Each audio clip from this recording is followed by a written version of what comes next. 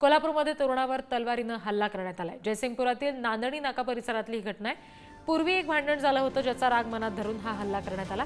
तिघांविरोधात जयसिंगपुरात आता पोलीस ठाण्यामध्ये गुन्हा दाखल झालेला आहे आणि या तलवार हल्ल्याचं सीसीटीव्ही फुटेज आता समोर आलंय। ही दृश्य आपण बघतोय कोल्हापुरातली।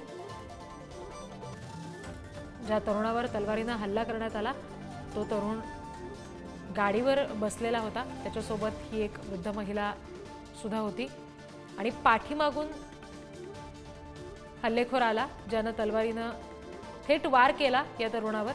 पाठीत हा वार केलेला आहे। अगदी थोडक्यात हा तरुण बचावला असं म्हणावं लागेल। प्रतिनिधी शेखर पाटील यांच्याकडून अपडेट्स घेऊया। शेखर, नेमकं काय झालं होतं ज्याच्यामुळे थेट असा सार्वजनिकरित्या तलवारीनं हल्ला करण्यात आला आणि ज्यानं हल्ला केलाय त्याच्यावर आता कारवाई झाली आहे का?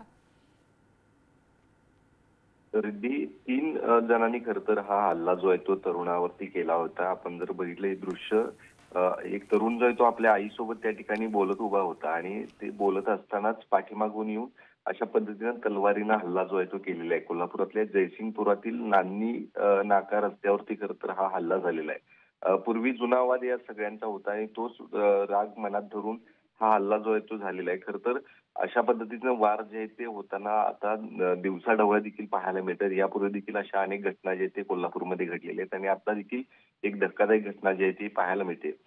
पोलिसांनी मात्र तात्काळ 3 जणांना जे आहे ते 3 जणांवरती गुन्हा जो आहे तो दाखल केलेला आहे। या घटनेचं सीसीटीव्ही जेव्हा समोर आलं त्यावरून या घटनेची तीव्रता जी आहे ती, गंभीरता जी आहे ती समोर आलेली। त्यामुळे नक्कीच या सीसीटीव्हीच्या आधारे आता पोलीस या तिघांचा देखील शोध घेत आहेत। मात्र सध्या या तिघांवरती गुन्हा दाखल करण्यात आलेला आहे। रिद्धी, शेखर, धन्यवाद दिलेल्या माहितीसाठी।